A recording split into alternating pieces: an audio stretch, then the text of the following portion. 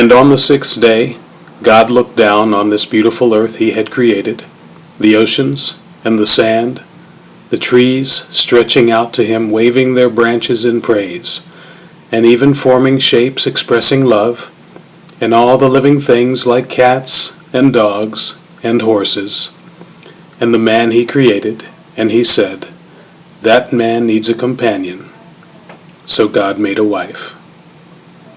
God said, "I need somebody with grace enough to overlook all the flaws I will allow this man to have, patience enough to let his dreams unfold, and love enough to devote herself to him while being independent enough to be her own person." So God made a wife. God said, "I need somebody willing to get up early, exercise to take care of her body, work all day, come home to work some more, help her husband make dinner, and take a long walk with her husband, hand in hand, to reconcile the day and plan for the next."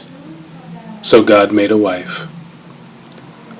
I need somebody with arms strong enough to steady a powerful horse, and yet gentle enough to comfort a granddaughter when she stubs her toe.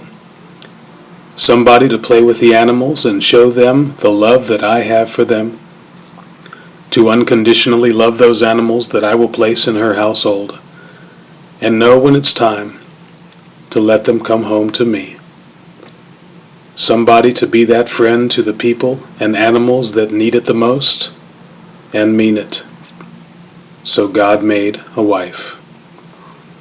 I need somebody willing to spend 20 years taking care of a horse she would love, and when he dies, dry her eyes and say, "I'll share that love with other horses that need loving."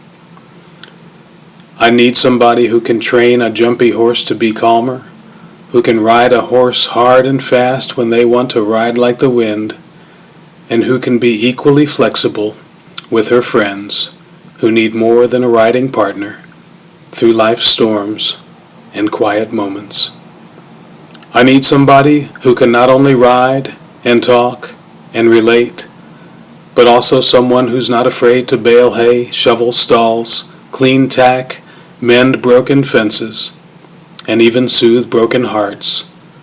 All this while loving her husband, even if it takes him more than a few years to understand that's who she is, and that's how I made her special.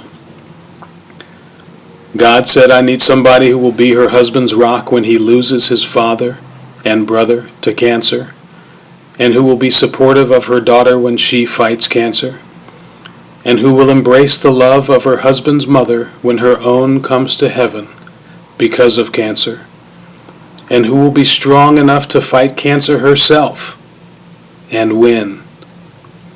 I need somebody who will find a way to honor her marriage while honoring her father, even when it's most difficult, so that he will know that he can turn to her when life is most difficult for him. I need somebody brave enough to remember every moment of all that pain, yet resilient enough to let that pain be reformed into compassion and strength. Somebody willing to share her story while learning from it.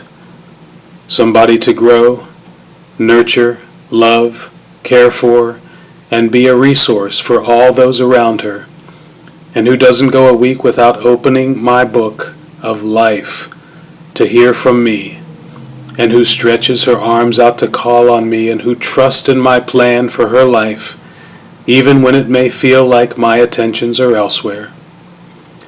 Somebody who will laugh at her husband's jokes, and even more at his lack of dancing prowess, yet will not pass up an opportunity to dance with him, especially when he arranges to have her serenaded with an Al Green classic.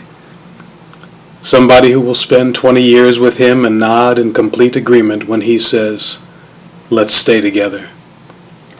Who will stay faithful to him and to me through sickness and in health, for richer or poor, through good times, bad times, and uncertain times. Somebody who will cry, laugh, and then sigh, and then reply yes, with smiling eyes, when he asks her if she would marry him all over again when their years number 25. So God made a wife.